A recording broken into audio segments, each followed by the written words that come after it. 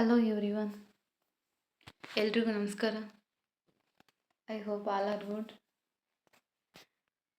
ಎಲ್ಲ ವಿಷಯಗಳಿಗೆ ಸಾಮಾನ್ಯವಾಗಿರ್ತಕ್ಕಂಥ ಪತ್ರಿಕೆ 1 2025ರಲ್ಲಿ ನಡೆದಿರ್ತಕ್ಕಂಥ ಪ್ರಶ್ನೆ ಪತ್ರಿಕೆಯನ್ನು ನಾವು ನೋಡಿದ್ದೀವಿ. ಅದೇ ರೀತಿ ಇವತ್ತಿನ ದಿನ 2024ರಲ್ಲಿ ನಡೆದಿರ್ತಕ್ಕಂಥ ಪತ್ರಿಕೆ 1ರ ಕ್ವಶನ್ ಪೇಪರ್ಗಳನ್ನು ನೋಡ್ಕೊಂಬರೋಣ. Okay, S.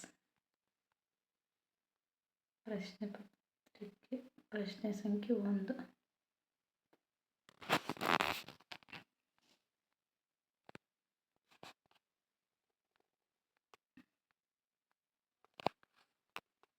ಇವು ಕಮ್ಯುನಿಕೇಷನ್ ಮಾಡೆಲ್ಸ್, ಅವ್ರು ಬೇರೆ ಬೇರೆ ಕಮ್ಯುನಿಕೇಷನ್ಸ್ ಮಾಡೆಲ್ಸ್ ಇದಾವೆ.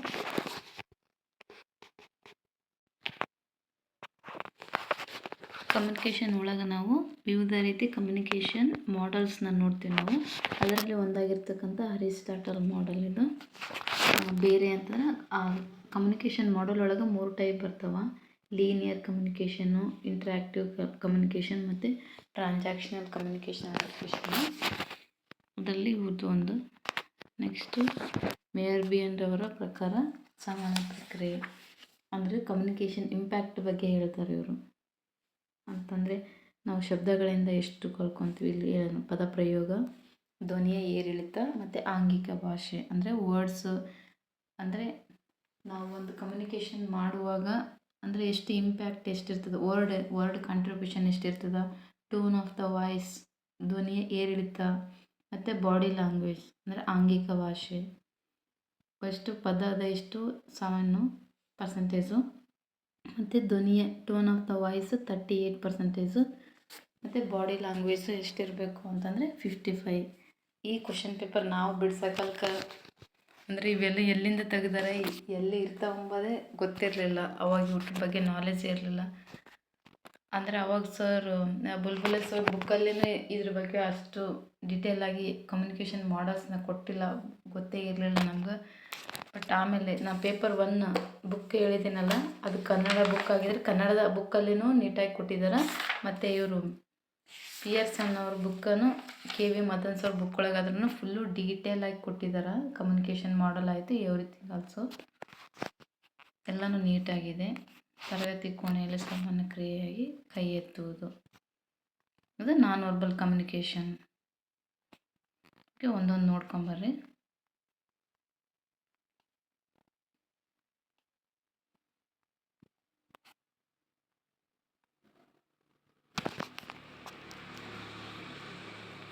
ಇಂಗ್ಲೀಷಲ್ಲಿ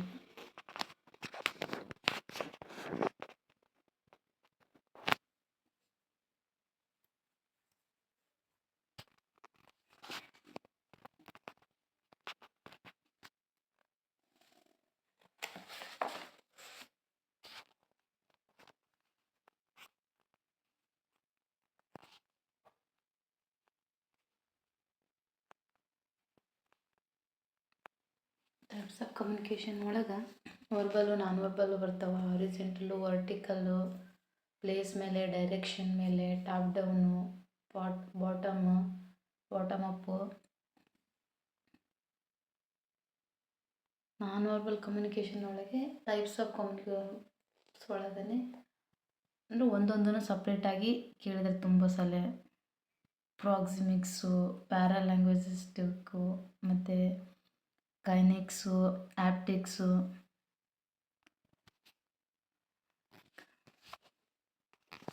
ಒಂದೊಂದು ಸಿಂಗಲ್ ಆಗಿನೂ ಕೇಳಿದ್ದಾರೆ. ಹೋದ ಸಲ ಬಿಡಿಸಿದ್ರಾಗ ಇದ್ರೊಳಗೂ ಇದೆ.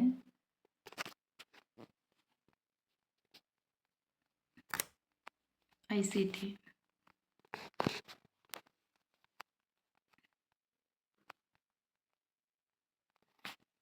ರೀಸ್ನಿಂಗು,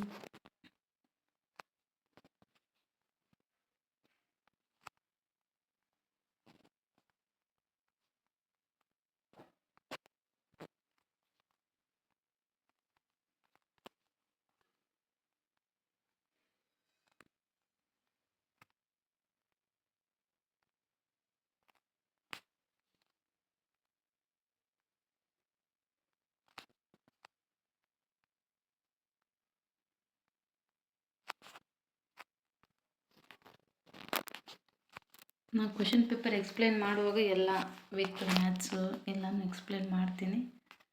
ಬಟ್ ಕ್ಲಾಸ್ ಹೇಳಾರ ನಂಗೆ ಕ್ವೆಶನ್ ಪೇಪರ್ ಬಿಡಿಸೋದು ನನಗೆ ಸರಿ ಅನಿಸಿಲ್ಲ. ಸೊ ಅದಕ್ಕೋಸ್ಕರ ಅವು ವಿಡಿಯೋ ಕ್ಲಿಯರ್ ಕಾಣಿಸ್ತಿಲ್ಲ, ಕ್ಲಾಸ್ ಡಿಲೇ ಆಗ್ತಿದೆ.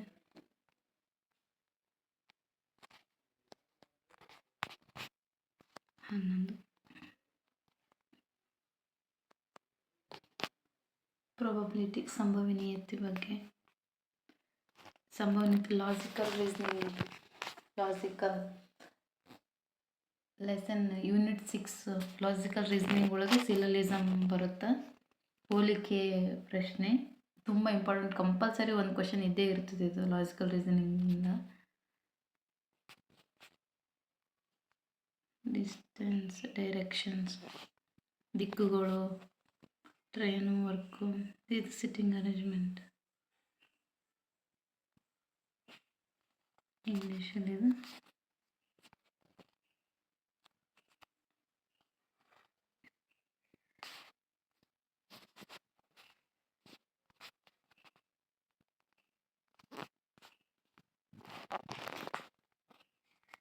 Question number 13.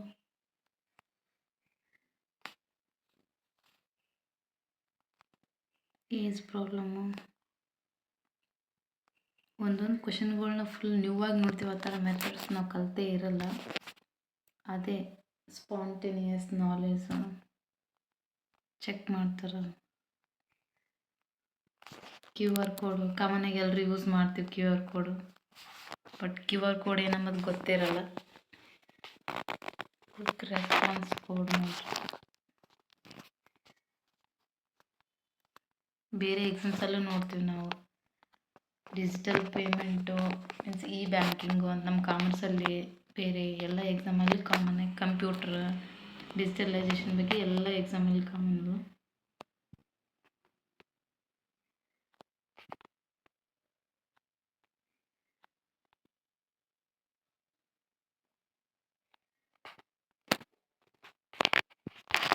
ಇಲ್ಲಿ ಚಿಹ್ನೆಗಳ ರಿಪ್ಲೇಸ್ ಮಾಡಿ ಕ್ವೆಶನ್ಗೆ ಆನ್ಸರ್ ಇಲ್ಲಿದೆ. Quick response code.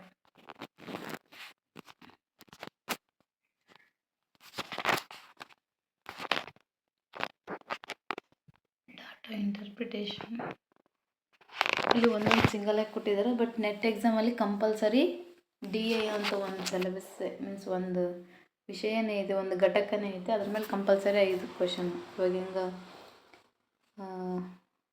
Reading comprehension ಯಾವ ಥರ ಇದೆ ನೋಡಿ, ಆ ಥರ DA. ಇದು ಕನ್ನಡ ಸಾರಿ.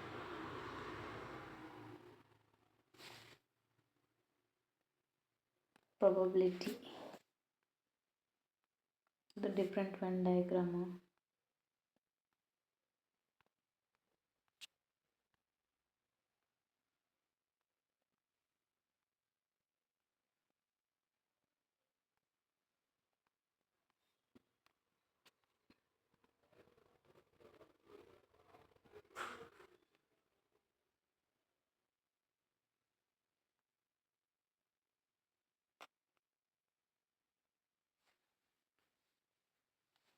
ಇದು ಯೂನಿಟ್ 1 ಒಳಗೆ ಸ್ವಯಂಪ್ರಭ ತುಂಬ ಇಂಪಾರ್ಟೆಂಟು, ಮೋಸ್ಟ್ ಟೈಮ್ ರಿಪೀಟೆಡ್ ಆಗಿರೋವಂಥ ಕ್ವೆಶನ್ ಇದು ಸ್ವಯಂಪ್ರಭ. ಇದು 24x7 TV educational TV channel. ಇದು ಸ್ಯಾಟಲೈಟ್ ಮೂಲಕ ಎಲ್ಲ ಚಾನಲ್ ಒದಗಿಸ್ತೈತಿ. Server ICT. ಬ್ಲಡ್ ರಿಲೇಷನ್, ರಕ್ತ ಸಂಬಂಧ ಮೇಲೆ ಇಮೇಲ್ ಬಗ್ಗೆ ನಾವು ಹೋದ ಸಲನೂ ಇಮೇಲ್ ಬಗ್ಗೆ ಒಂದು ಕ್ವೆಶನ್ ಬಂದಿತ್ತು 2025 ಒಳಗೆ.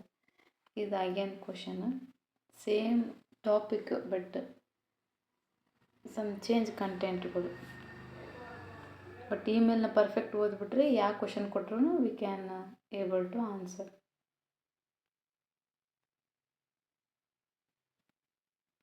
ಇವು ಫುಲ್ ಫಾರ್ಮ್ ತುಂಬ ಇಂಪಾರ್ಟೆಂಟ್ ನೋಡಿ, ರಿಪೀಟೆಡ್ ಆಗ್ತಾನೆ ಇರ್ತವೆ ಕ್ವೆಶನ್ಸು. ಇದು VOIP ಅಂತ ಸೋ ಮೆನಿ ಟೈಮ್ಸ್ ರಿಪೀಟ್ ಆಗಿರೋ ಕ್ವೆಶನ್ ಇದು.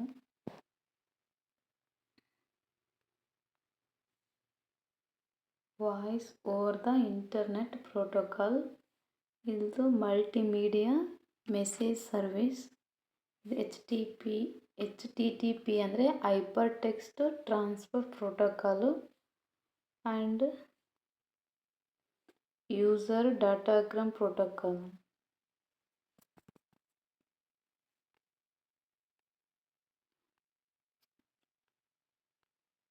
ಇನ್ ಸ್ವಯಂಪ್ರಭ.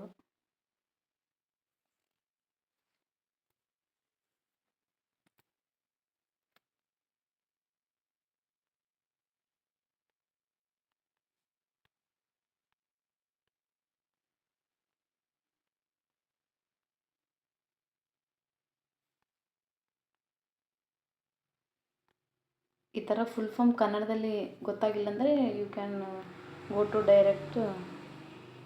ಯಾಕಂದರೆ ಇವು ಅಂದರೆ ಕನ್ನಡದಲ್ಲಿ ಅಷ್ಟು ಬೇಗ ಗೊತ್ತಾಗಲ್ಲ. ಬಟ್ NSDL ಅಂತಿದ್ದಾಗ ಅಟ್ಲೀಸ್ಟ್ ಮ್ಯಾಚ್ ಮಾಡ್ಬೋದು ನಾವು. ಇದು ನ್ಯಾಷನಲ್ ಸೆಕ್ಯೂರಿಟೀಸು ಹಿಂಗೆ ಡೆಪಾಸಿಟ್ರಿ ಲಿಮಿಟೆಡ್ ಅಂತ ಈ ಥರ. ಯಾಕಂದ್ರೆ ಟೈಮ್ ಶಾರ್ಟೇಜ್ ಇರ್ತದೆ, ಸೊ ಸ್ಪೀಡಾಗಿ ಮಾಡ್ಬೇಕು ನಾವು. Environment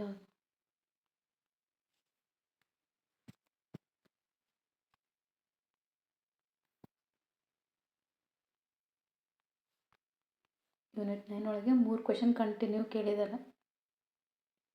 BOD, eutrophication most important. Sir ತುಂಬ ಸಲ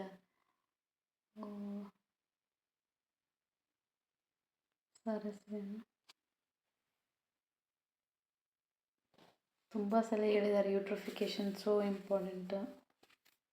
BOD ಅತಿಯಾದ ಫಲವತ್ತತೆಯಿಂದ ಅಲ್ಲಿನ ಜಲರಾಶಿಗಳಿಗೆ ಆಕ್ಸಿಜನ್ ಕೊರತೆಯಾಗಿ ಅವು ಸಾವನ್ನಪ್ತಾವೆ. ಅದಕ್ಕೆ ಕಾರಣ ಏನಂತಂದರೆ ಯೂಟ್ರಿಫಿಕೇಷನ್. ಈ ಬಯೋಮಾಸ್ ಬಗ್ಗೆ ಕೇಳಿದರೆ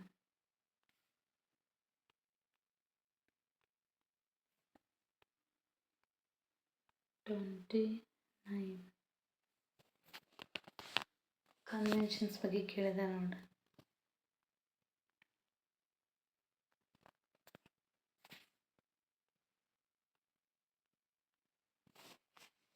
ನಾನು ಓನ್ ನೋಟ್ಸ್ ತೋರಿಸಿದ್ದೀನಲ್ಲ, ಅದರೊಳಗೆ ಎಲ್ಲ ಏನು ಪರಿಸರಕ್ಕೆ ಸಂಬಂಧಪಟ್ಟ ಎಲ್ಲ ರೀತಿಯ ಕನ್ವೆನ್ಷನ್ಸ್ಗಳನ್ನ ವಿತ್ ಕನ್ನಡ ರೈಟಿಂಗ್ ಒಳಗೆ ಹಾಕಿದ್ದೀನಿ ನೋಡ್ರಿ. ಅದನ್ನ ದಯವಿಟ್ಟು ನೋಡ್ರಿ, ಅದು ಎಲ್ಲ ಎಕ್ಸಾಮ್ಗಳಿಗೆ ಇಂಪಾರ್ಟೆಂಟ್ ಅದು.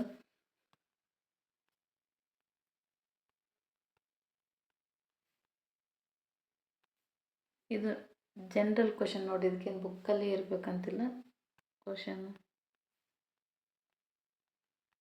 ಕೆಲವೊಂದು ಕ್ವಶನ್ಗಳಿಗೆ ಆನ್ಸರ್ ಅಂದರೆ ಎಲ್ಲನೂ ಬುಕ್ ಒಳಗಲ್ಲ, ನಾವು ಸ್ವಲ್ಪ ಥಿಂಕ್ ಮಾಡಬೇಕು. ಥಿಂಕ್ ಮಾಡಿರಿ ಅಂತಲೇ ಕೆಲವು ಕ್ವಶನ್ಸ್ ಕೊಟ್ಟಿರ್ತಾರೆ. ಅದನ್ನ ಥಿಂಕ್ ಮಾಡಿ ನಾವು answer ಹಾಕ್ಬೇಕಾಗ್ತದೆ.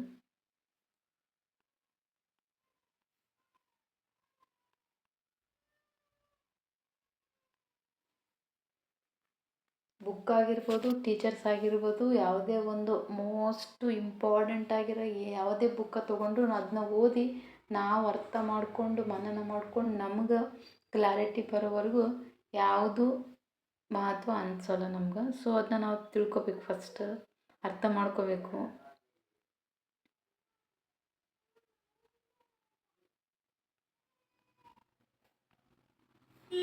Millennium goals, sustainable goals most important ನೋಡ್ರಿ. ಇದು ಯೂನಿಟ್ 10 ಕಮಿಟೀಸು ಮತ್ತು ಯೂನಿವರ್ಸಿಟೀಸು, ಟೈಪ್ಸ್ ಆಫ್ ಅಂದರೆ ವಿವಿಧ ರೀತಿಯ ವಿಶ್ವವಿದ್ಯಾನಿಲಯಗಳು, ಡೀಮ್ಡ್ ಟು ಬಿ. ಇನ್ನೊಂದು ಏನಂತಂದ್ರೆ ರೀಸೆಂಟಾಗಿ NCERTC, ಇದು NCERTC ಅಂತ ಒಂದು ಸಂಸ್ಥೆ ಇನ್ಸ್ಟಿಟ್ಯೂಟ್ ಇದ್ದದ್ದು ಡೀಮ್ಡ್ ಟು ಯೂನಿವರ್ಸಿಟಿ ಆಗೈತಿ. ಇದು UGC ಅಂಡರ್ ಕೆಲಸ ಮಾಡ್ತಾ, ಗೌರ್ಮೆಂಟೇ ಕ್ರಿಯೇಟ್ ಮಾಡುತ್ತೆ. ಬಟ್ ಅದಕ್ಕೆ ಏನು ಯಾರು ರೆಕಮೆಂಡ್ ಮೇಲೆ ಅಂತಂದ್ರೆ UGC ರೆಕಮೆಂಡ್ ಮೇಲೆ ಅದು ಮಾಡ್ತದೆ. ಅದು UGC ಸೆಕ್ಷನ್ 3 ಒಳಗೆ ಬರ್ತೈತಿ. Section important. ಮತ್ತು ಡೀಮ್ಡ್ ಟು ಯೂನಿವರ್ಸಿಟೀಸು ಫಂಡಿಂಗು ಎಲ್ಲನೂ UGCನೇ ಮಾಡೋದು. ಗೌರ್ಮೆಂಟ್ ಮಾಡುತ್ತಾ ರೆಕಮೆಂಡೇಶನ್ ಆಫ್ UGC. ಇದು ಹೊಸ ನೋಡ್ರಿ ಕರೆಂಟ್ ಅಫೇರ್ಸು. NCERTC ಇಷ್ಟು ದಿನ ಒಂದು ಇನ್ಸ್ಟಿಟ್ಯೂಟ್ ಆಗಿತ್ತು, ಇವಾಗ ಡೀಮ್ಡ್ ಟು ಯೂನಿವರ್ಸಿಟಿ ಆಗೈತಿ. ಡೀಮ್ಡ್ ಟು ಯೂನಿವರ್ಸಿಟಿ ಅಂತಂದ್ರೆ ಪರ್ಫಾರ್ಮಿಂಗ್ ಇನ್ಸ್ಟಿಟ್ಯೂಟ್ಗಳನ್ನ ಡೀಮ್ಡ್ ಟು ಯೂನಿವರ್ಸಿಟೀಸ್ ಅಂತ ಎಷ್ಟಿಂದ ಕನ್ವರ್ಟ್ ಮಾಡುತ್ತೆ. ಇವಾಗ NCERTC not only institute, it's one of the deemed to university. Question ಬಂದರೂ ಬರ್ಬೋದು, ಇದು ರೀಸೆಂಟಾಗಿ ನಡೆದಿರೋದು ಇದು. ಅದೇ ರೀತಿ ಮತ್ತು higher education commission of India, ಇದು ಎದರ ಒಂದು ಮರ್ಜರ್ ಅಂತಂದರೆ ಇದು UGC ಮತ್ತು ಇನ್ನೂ ಒಂದು 2 ಸಂಸ್ಥೆಗಳನ್ನು ಸೇರಿಸಿ higher education commission of India ಅಂತ ಮಾಡ್ಯಾರ. ಇದನ್ನು ಒಂದು ಕರೆಂಟ್ ಅಫೇರ್ಸು. ಮತ್ತು ಯೂನಿವರ್ಸಿಟಿ ರ್ಯಾಂಕ್ಗಳು ಬಿಟ್ಟಿದ್ದಾರೆ, ಅದು ಒಂದು ಕರೆಂಟ್ ಅಫೇರ್ಸು. ಅದನ್ನು ಕೇಳೋ ಚಾನ್ಸಸ್ ಭಾಳ ಇರ್ತವೆ. ಮತ್ತು ಎಷ್ಟು ಯೂನಿವರ್ಸಿಟೀಸ್ಗಳಿದಾವೆ, state university, central university, deemed to university, ಮತ್ತು ಡಿಸ್ಟೆನ್ಸ್ ಲರ್ನಿಂಗು, ಓಪನ್ ಯೂನಿವರ್ಸಿಟೀಸ್ಗಳು ಎಷ್ಟು ಅದಾವೆ, ಫಸ್ಟ್ ಯಾವುದೈತಿ, ಇದೆಲ್ಲ ಕರೆಂಟ್ ಅಫೇರ್ಸ್. ಇದ್ರ ಬಗ್ಗೆ ಎಲ್ಲದ್ರ ಬಗ್ಗೆನೂ ನಿಮ್ಗೆ ಅವೇರ್ ಇರಬೇಕು for exam purpose current affairs ಟಾಪಿಕ್ನಲ್ಲಿ. ಓಕೆ, ಇವೆಲ್ಲ committees. First university commission, Radhakrishna commission, ಮತ್ತು ಮೊದಲ ಇಯರ್ ಕಮಿಷನ್ನು ಅಂತ, ಇದನ್ನ ಸೆಕೆಂಡ್ರಿ ಸ್ಕೂಲ್ ಎಜುಕೇಷನ್ ಅಂತ ಕರೀತಾರೆ. ಫಸ್ಟ್ ಎಜುಕೇಷನ್ ಕಮಿಷನ್ ಅಂತ ಕೊಠಾರಿ ಆಯೋಗ ಅಂತ ಕರೀತಾರೆ. ಮತ್ತು ಫಸ್ಟು ಎಜುಕೇಷನ್ ಪಾಲಿಸಿ ಯಾವಾಗ ಬಂತು, ಜ್ಞಾನ ಆಯೋಗ 2005. ಇವೆಲ್ಲ ಒಂದು ಲೀಸ್ಟಲ್ಲಿ ಕ್ರೊನಾಲಜಿಕಲ್ ಕ್ರಮಾನುಗತವಾಗಿ ಅದ್ರ ಬಗ್ಗೆ ನಿಮ್ಗೆ ನಾಲೆಜ್ ನೀವು ಇಟ್ಕೋಬೇಕು. ಈ ಥರನೇ ಕ್ರೊನಾಲಜಿಕಲ್ಲೇ ಕೇಳ್ತಾರೆ, ಇಲ್ಲ ಈ ಥರ ಮ್ಯಾಚ್ ದ ಫಾಲೋವಿಂಗು ಆ ಥರ. ಒಟ್ಟು ಅದ್ರ ಬಗ್ಗೆ ಯಾವ ರೀತಿಯನ್ನು ಕೊಡಲಿರಿ ಕ್ವಶನ್ನು, ಎಲ್ಲ ರೀತಿಯಿಂದ ನಾವು ಕ್ವಶನ್ನ ಪ್ರಿಪೇರ್ ಆಗಿರಬೇಕು. ಸ್ವಾತಂತ್ರ್ಯ ಬರೋಕ್ಕಿಂತ ಮುಂಚೆ ಇದ್ದ ವಿಶ್ವವಿದ್ಯಾನಿಲಯಗಳು ಮತ್ತು ಸ್ವಾತಂತ್ರ್ಯದ ನಂತರ ವಿಶ್ವವಿದ್ಯಾನಿಲಯಗಳು ಮತ್ತು ಶಿಕ್ಷಣಕ್ಕೆ ಸಂಬಂಧಪಟ್ಟಂತಹ ಕಮಿಟಿಗಳು, ಅದಕ್ಕೆಲ್ಲ ಅದರ ಬಗ್ಗೆ ನಿಮಗೆ ಅವೇರ್ ಇರಬೇಕು. ಇಲ್ಲಿ ಸಸ್ಟೈನಬಲ್ ಡೆವಲಪ್ಮೆಂಟ್ ಗೋಲ್ಸ್ನ ಕೇಳಿದ್ದಾರೆ ನೋಡಿ. ಇದು 2015ರಿಂದ 2030ರವರೆಗಿನ ಒಂದು ಟಾರ್ಗೆಟ್. ಸಸ್ಟೈನಬಲ್ ಮೀನ್ಸ್ ಸುಸ್ಥಿರ ಅಭಿವೃದ್ಧಿ ಗುರಿಗಳು. 17 ಗುರಿಗಳು ಅದಾವಲ್ಲ, most important. Must and should ಅವನ್ನ ಒಂದು ಕಡೆ ಬರ್ಕೊಂಡು ಸೀರೀಸ್ ವೈಸು, ಇಲ್ಲ ಯಾವುದಕ್ಕೆ ಎಷ್ಟು, ಒಂದು SDG 1 ಅಂದರೆ ಯಾವುದು, ಇದೆಲ್ಲ ಪಾವರ್ಟಿ, ಹಂಗರ್, 6 ಅಂತಂದ್ರೆ ವಾಟರು, 5 ಅಂದರೆ ಈಕ್ವಾಲಿಟಿ, 10 ಅಂದ್ರೆ ಅನ್ಇಕ್ವಾಲಿಟಿ. ಈ ಥರ ಎಲ್ಲ ನಮ್ಗೆ ಗೊತ್ತಿರಬೇಕು. ಲಾಸ್ಟ್ನೇದು ಅಂತಂದ್ರೆ ಪಾರ್ಟ್ನರ್ಶಿಪ್ಪು. ಆ ಥರ ಗೊತ್ತಿರ್ಬೇಕು ನಮ್ಗೆ, ಯಾಕಂದ್ರೆ ಕಂಪಲ್ಸರಿ ಕೇಳ್ತಾರೆ ಕ್ವಶನ್. ಒಂದಲ್ಲ ಒಂದು ಕ್ವಶನ್ ಇದ್ದೇ ಇರ್ತದೆ. ಸಮ್ ಟೈಮ್ SDG ಗೋಲ್ಸ್, ಸುಸ್ಥಿರ ಅಭಿವೃದ್ಧಿ ಕೇಳ್ತಾರೆ. ಇನ್ನೊಂದು ಸಲ ಮಿಲೇನಿಯಂ ಗೋಲ್ಸ್, ಅವು ಎಷ್ಟದಾವೆ, 8 ಅದಾವೆ. ಇವು ಎಷ್ಟದಾವೆ, 17 ಅದಾವೆ.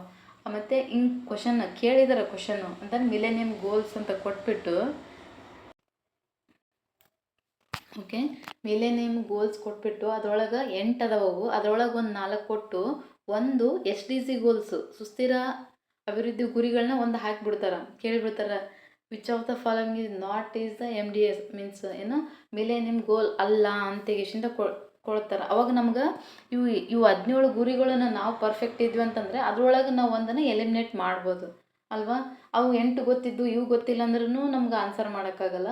ಇವು 17 ಪರ್ಫೆಕ್ಟ್ ಅದೀವಿ ನಾವು, ಬಟ್ ನಮ್ಗೆ ಅವು 8 ಗೊತ್ತಿಲ್ಲ ಅಂತಂದ್ರೂ ನಿಮ್ಗೆ ಆನ್ಸರ್ ಮಾಡೋಕ್ಕೆ ಕಷ್ಟ ಆಗ್ತದೆ. ಸೊ 2 ಅವು 8 ಅದಾವೆ, ಇವು 17 ಅದಾವೆ.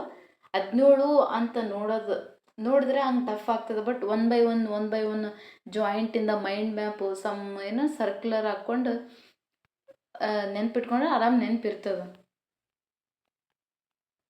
ನಾನು ಶಾರ್ಟ್ ಒಳಗೂ ಹಾಕಿದ್ದೀನಿ ನೋಡಿರಿ, millennium goals with SDG goals. Okay, ಇದು first open university doctor BR Ambedkar. IGNOU ಅಂತ ಅನ್ಕೊಂತೀವಿ, ಬಟ್ ಇಗ್ನೋ ಅಲ್ಲ. ಇದು 52 ಆಗ ಬಂದದ, ಇದು 53 ಒಳಗೆ.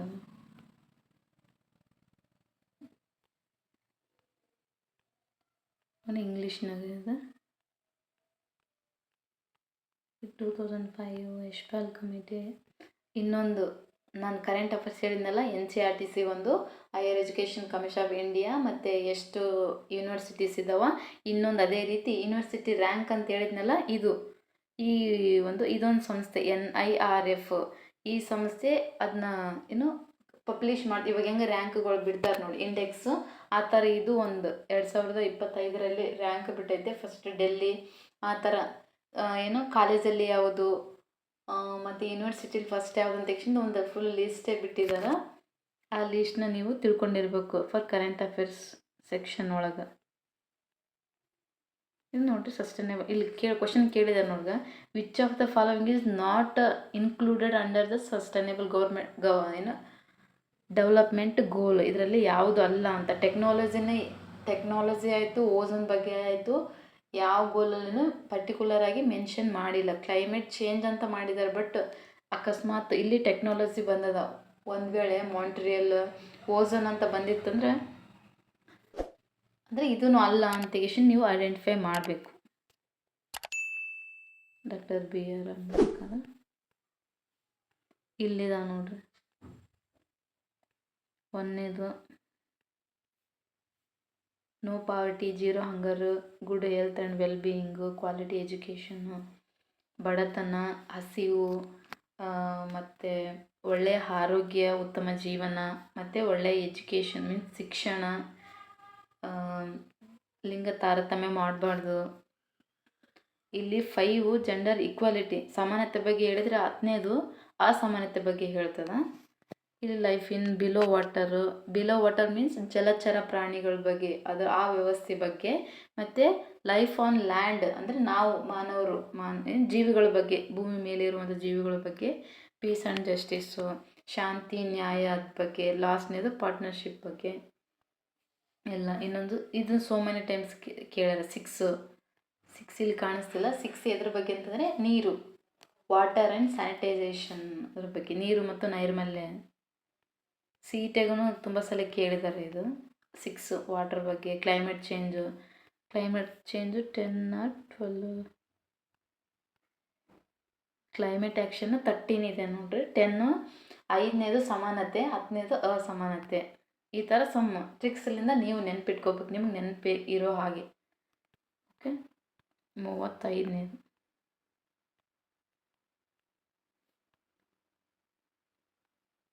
ಇದು ಅಕ್ರಿಡೇಷನ್ ಮೀನ್ಸ್ ಮಾನ್ಯತಾ ಸಂಸ್ಥೆ. ರೆಗ್ಯುಲೇಷನ್ ಸಂಸ್ಥೆಗಳು ಇದ್ದಾವೆ, ಅವು ನೋಡ್ಕೋಬೇಕು. ಅದೇ ನ್ಯಾಕು ಮತ್ತು ಇದು NBA ಆ ಥರ. PAG ಅವ್ರದ್ದು ಕೊಟ್ಟಿದ್ದಾರೆ ನೋಡಿರಿ.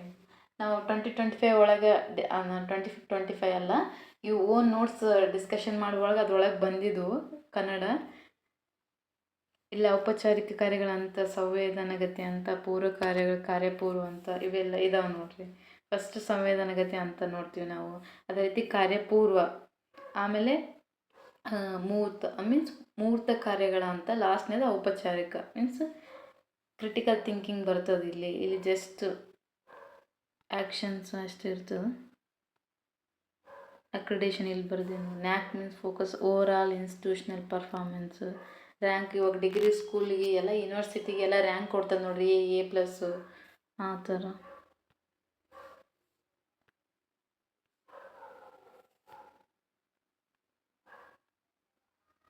ಇಲ್ಲಿ sensory motor, pre operational, concrete and formal.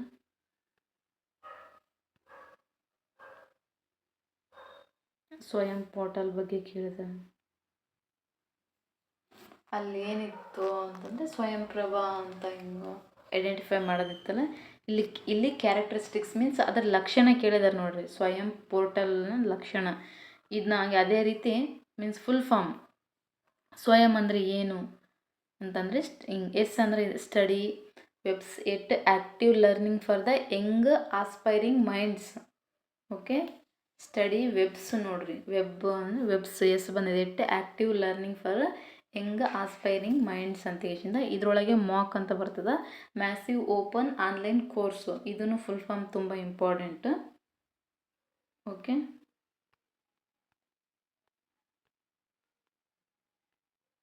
ಪ್ರಯತ್ನ ಪ್ರಮಾದ. ಪಾವ್ಲೋರ್ದು, ಸ್ಕಿನ್ನರ್ ಅವ್ರದ್ದು.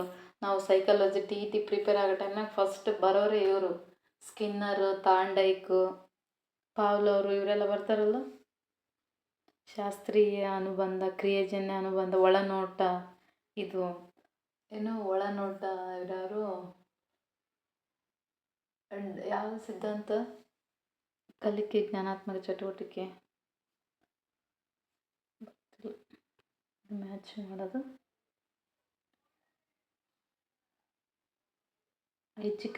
ಇದು ತುಂಬ ಇಂಪಾರ್ಟೆಂಟ್ ನೋಡಿ, ಚಾಯ್ಸ್ ಬೇಸ್ಡ್ ಕ್ರೆಡಿಟ್ ಸಿಸ್ಟಮ್ ಅಲ್ವಾ.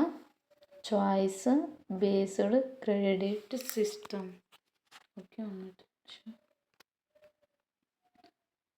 Choice based credit system CBCS. ಒಂದ್ಸಲ ಫುಲ್ ಫಾರ್ಮನ್ನು ಕೇಳ್ತಿರ್ತಾರೆ ನೋಡ್ರಿ. CBCS ಅಂತ ಕೊಟ್ಟು ಯಾವ ಫುಲ್ ಫಾರ್ಮ್ ಅಂತ ಏಷಿಂದ ಚಾಯ್ಸ್ ಬೇಸ್ಡ್ ಕ್ರೆಡಿಟ್ ಸಿಸ್ಟಮ್. ಇದು ಏನಂತಂದರೆ ಡಿಗ್ರಿ ಒಳಗೆ ನಮ್ಮ ಇಷ್ಟವಾದಂಥ ಸಬ್ಜೆಕ್ಟ್ಗಳನ್ನ ಆಯ್ಕೆ ಮಾಡುವಂಥ ಒಂದು ಸ್ವಾತಂತ್ರ್ಯ ಐತಿ ಇವಾಗ.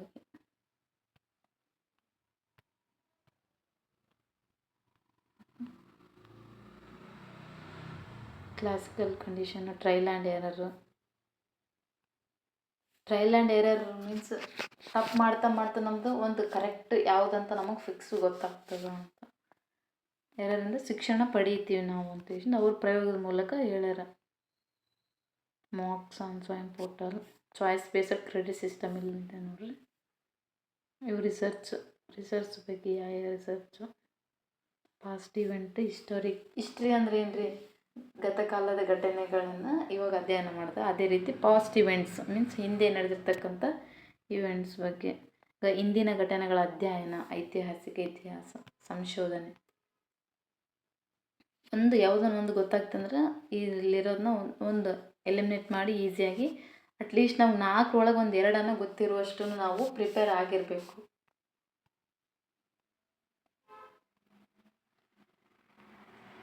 ಓಕೆ,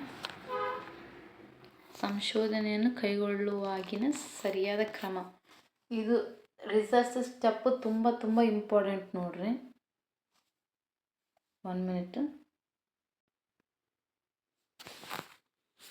ನಾನು ಸ್ಟಡಿ ಸ್ಟೆಪ್ಸ್ನ ಶಾರ್ಟ್ ಒಳಗೆ ಹಾಕ್ತೀನಿ ನೋಡ್ರಿ. ಕನ್ನಡ ವಿತ್ ಇಂಗ್ಲೀಷ್ ಎರಡರಲ್ಲೂ ಹಾಕ್ತೀನಿ. ಶಾರ್ಟ್ ಒಳಗೆ ನೋಡ್ಕೊಳ್ಳಿ. ನಿಮ್ಮ ಹತ್ರ ಇದ್ರನ್ನೆಲ್ಲನೂ ಅಂದರೆ ಸ್ಟೆಪ್ಸು, ರಿಸರ್ಚ್ ಸಂಶೋಧನೆಯ ಹಂತಗಳು ತುಂಬ ಇಂಪಾರ್ಟೆಂಟ್ ನೋಡ್ರಿ. ಪರ್ಫೆಕ್ಟ್ ಆಗ್ರಿ. ಯಾವುದೇ ರೀತಿ ಆದ್ರೂ ಕ್ವಶನ್ ಒಂದು ಕೇಳ್ತಾರೆ. ಇದು ಸ್ಟೆಪ್ಸ್ ಬಗ್ಗೆನೂ ಕೇಳ್ತಾರೆ. ಸ್ಟೆಪ್ಸ್ ಒಳಗಿರೋ ಒಂದು ಅಂಶ ಬಗ್ಗೆ 4ನೇ ಸ್ಟೆಪ್ಪು ಕಲೆಕ್ಷನ್ ಡಿಸೈನ್ ಬಗ್ಗೆನೂ ತುಂಬ ಸಲ ಕೇಳಿದ್ದಾರೆ. Means data presentation, data collection ಬಗ್ಗೆ,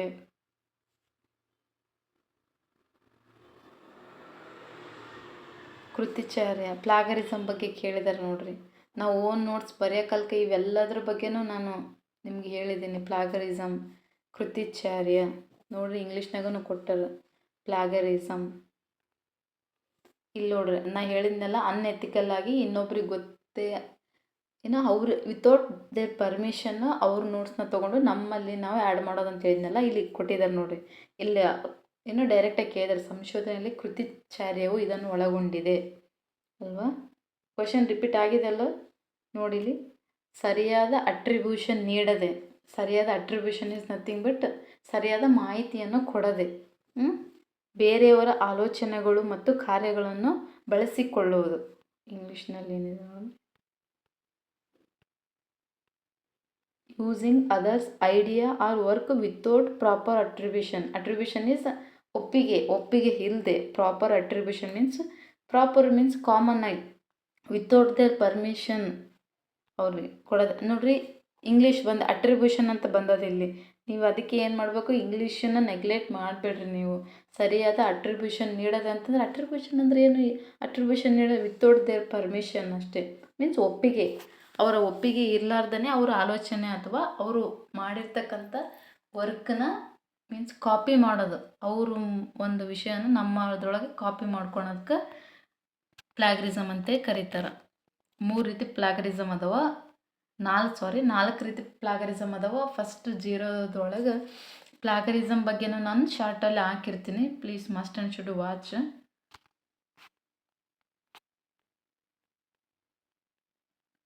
ನಾವು ಮಾಡಿರೋ ಈ ವಿಡಿಯೋ ಕರೆಕ್ಟಾಗಿ ಕಾಣಲಿಲ್ಲ ಅಂತಂದರೆ ಕಮೆಂಟಲ್ಲಿ ತಿಳಿಸಿ. ಮೀನ್ಸ್ ವಿಡಿಯೋದಲ್ಲಿ ಅಕ್ಷರಗಳು ನಮ್ಗೆ ಕರೆಕ್ಟ್ ಕಾಣಿಸ್ತಿಲ್ಲ ಅಂತ. ನಾವು ಒಂದು ಕ್ರಿಯೆ ಮಾಡಿದಾಗ ನೀವು ಪ್ರತಿಕ್ರಿಯೆ ಮಾಡಿದಾಗಲ್ವಾ ಇದು ಮೀನ್ಸ್ ಏನೋ ಅವ್ರಿಗೆ ಗೊತ್ತಾಗ್ತದ ಇಲ್ಲ, ಮೀನ್ಸ್ ಇಂಪ್ರೂವ್ ಮಾಡಬೇಕಾ ಇಲ್ಲ ಅಂತ ನನಗೂ ಅರ್ಥ ಆಗೋದು. ಕಾಣಿಸಿಲ್ಲ ಅಷ್ಟೇ. ಚೆನ್ನಾಗಾಗಿಲ್ಲ ಅಷ್ಟೇ. Fact is important. Fact is must and should accept everyone. Okay. ಈ ಕೆಳಗಿನವು ಯಾವುದು ಸಂಭವನೀಯತೆಯ ನಮೂನೆ ಅಲ್ಲ. ನಾನು ಎಷ್ಟೋ ಬಾರಿ ಹೇಳಿದೆ ನಿಮ್ಗೆ ಸ್ಯಾಂಪಲ್ ತುಂಬ ಇಂಪಾರ್ಟೆಂಟು ಅಂತೆಗೆಶಿಂದ. ಓಕೆ. ರೀಲ್ ಏನು ಶಾರ್ಟ್ ಒಳಗೆ ನಾನು ಹಾಕಿದ್ದೀನಿ ನೋಡ್ರಿ. ನೋಡಿ, ಪ್ರೊಬಬಿಲಿಟಿ ಸ್ಯಾಂಪ್ಲಿಂಗು ಇಲ್ಲಿ ನೋಡ್ರಿ, ಗೊತ್ತೇ ಆಗಿಲ್ಲ ನನಗೆ. ಸಂಭವನೀಯತೆ ನಮೂನೆ ಅಲ್ಲ, ಪ್ರೊಬಬಿಲಿಟಿ ಇಲ್ಲಿನೂ ಕೊಟ್ಟಿದ್ದಾರೆ ನೋಡ್ರಿ. ಓಕೆ.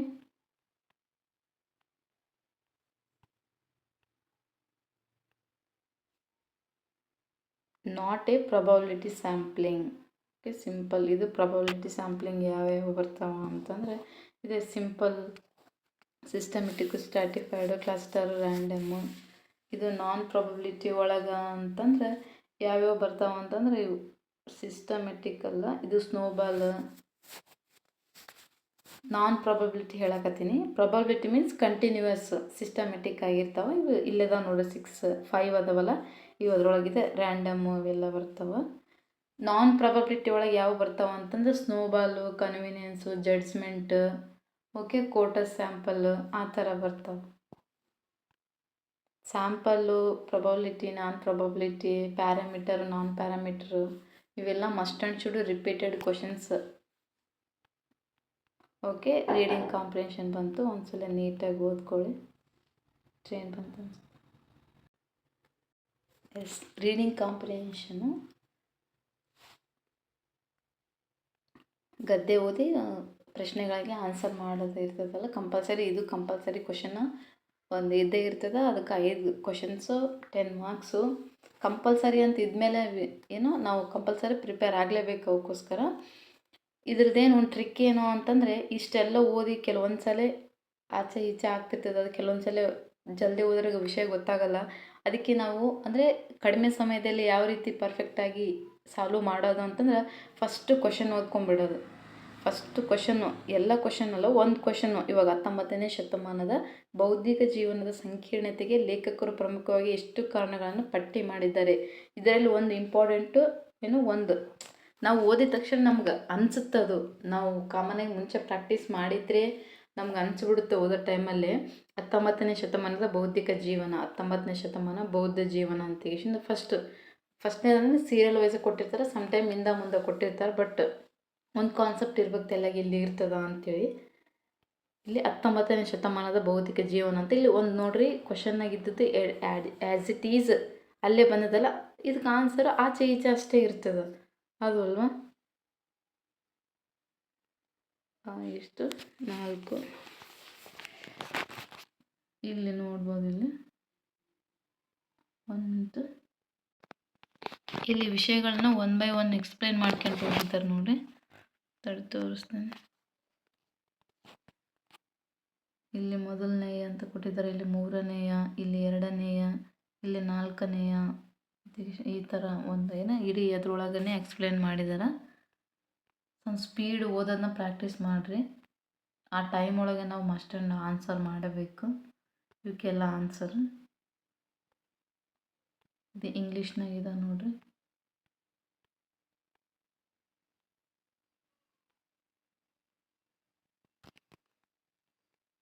ಇವಾಗ ನಾವು ಒಂದು ಕಾಮರ್ಸಲ್ಲಿ ನಾವು ಅಂದರೆ ಕನ್ನಡ ಇಂಗ್ಲೀಷ್ ಎರಡೂ ಕೊಡೋದನ್ನು ಒಂದು ಸಲ ಒಂದು ಎಕ್ಸಾಮ್ 2024 ಒಳಗೆ ಒಂದೇ ಕೊಟ್ಬಿಟ್ಟಿದ್ರು. ಮೀನ್ಸ್ ಇಂಗ್ಲೀಷ್ ಅಷ್ಟೇ ಕೊಟ್ಬಿಟ್ಟಿದ್ರು. ನಮ್ಮ ಬ್ಯಾಡ್ ಲಕ್ಕಿಗೆ ಪೇಪರ್ 1 ಆದ್ರೂ ಬರೀ ಇಂಗ್ಲೀಷ್ನಾಗ ಕೊಟ್ಬಿಟ್ಟಿದ್ರು. ಅವಾಗ ಏನು ಮಾಡೋದು? ಸೊ ಇಂಗ್ಲೀಷ್ನ ಟಚ್ಚಲ್ಲಿ ಇರ್ರಿ. ಅಂದರೆ ಕನ್ನಡದ್ರ ಜೊತೆಗೂ ಇಂಗ್ಲೀಷನ್ನು ಓದ್ರಿ. ನಿಮಗೆ ಹೆಲ್ಪ್ ಆಗ್ತದೆ, ಸ್ಕೋರ್ ಆಗೋಕ್ಕೆ ಹೆಲ್ಪ್ ಆಗ್ತದೆ. ಇಂಗ್ಲೀಷ್ನ ಬಿಡಬೇಡ್ರಿ. ಕನ್ನಡ ಜೊತೆನೂ ಇಂಗ್ಲೀಷ್ನು ಕರ್ಕೊಂಡು ಬರ್ರಿ ಹಂಗೆ. ಓಕೆ.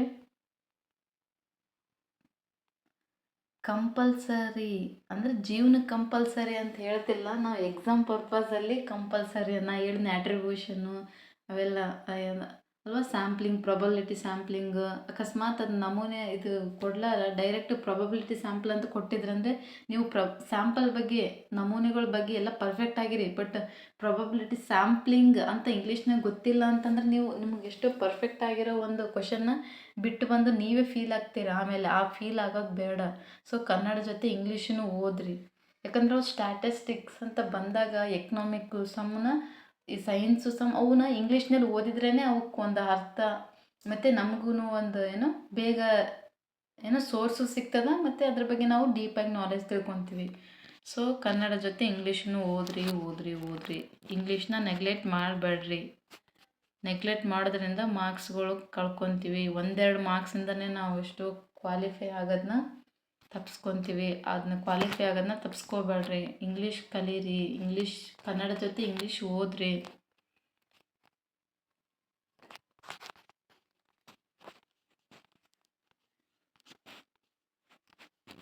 ಇವಾಗ ಸಣ್ಣ ಮಕ್ಕಳೆಲ್ಲ ಫುಲ್ ಪರ್ಫೆಕ್ಟ್ ಇಂಗ್ಲೀಷ್ ಮಾತಾಡ್ತಾವೆ. ಅವ್ರಿಗೆ ಟೀಚ್ ಮಾಡ್ಬೇಕಂದ್ರೆ ನಾವು ಅವ್ರಿಗಿನ್ನ ಎಷ್ಟು ಓದಿರಬೇಕು.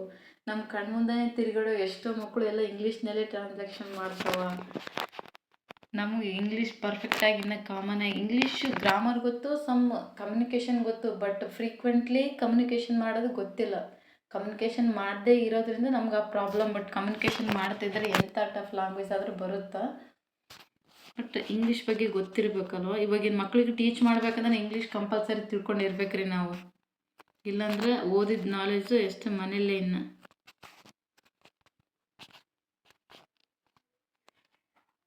Reasoning, deductive, inductive so much important. ಅನುಗಮನ, ನಿಗಮನ ಅಂತ ಬರ್ತಾವಲ್ಲ. Okay, thank you friends. ಕ್ವಶನ ನೀಟಾಗಿ ಓದ್ಕೊಂಡು ಪ್ರಿಪೇರ್ ಆಗಿ. Thank you.